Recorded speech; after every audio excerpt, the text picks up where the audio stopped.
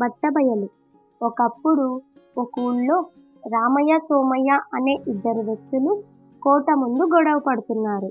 అది చూసిన భటులు వారిద్దరిని రాజు ముందు ప్రవేశపెట్టారు. అక్కడ కూడా వాళ్ళు పోట్లాడుకుంటూనే ఉన్నారు. రాజుకు కోపం వచ్చి విషయమేమిటని గద్దించాడు.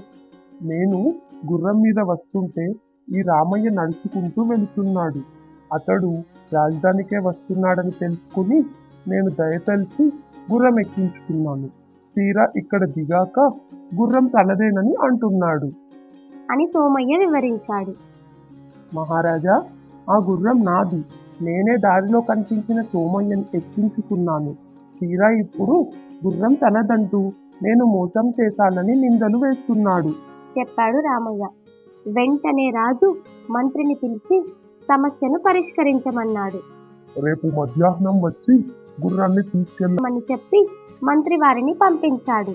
ఆ తర్వాత మర్నాడు వచ్చిన వారితో మంత్రి మీ గుర్రం అశ్వాలలో ఉంది, వెళ్ళి తెచ్చుకోండి అన్నాడు. ఇద్దరు భటులు తోడుగా రాగా మొదట సోమయ్య అశ్వాలకు వెళ్ళాడు. అక్కడ 1000 గుర్రాలలో తనది అంటున్న గుర్రం ఏదో తెలియక ఏడుపు మొహంతో తిరిగి వచ్చాడు. తర్వాత అశ్వాలకు వెళ్ళిన రామయ్య రాణి రాణి అని పిలిచాడు. యజమాని గొంతు వినగానే గుర్రం పరిగెత్తుకొచ్చింది. ఆ గుర్రం రామయ్యదేనని, సోమయ్య అబద్ధాలు ఆడుతున్నాడని మంత్రి నిర్ధారించాడు. విషయాన్ని మహారాజుకు వివరించాడు. దీంతో రాజు సోమయ్యను చెరసాలలో వేయించి రామయ్యను వదిలేశాడు. ఈ కథలోని నీతి నిజాయితీ ఎల్లప్పుడూ గెలుస్తుంది.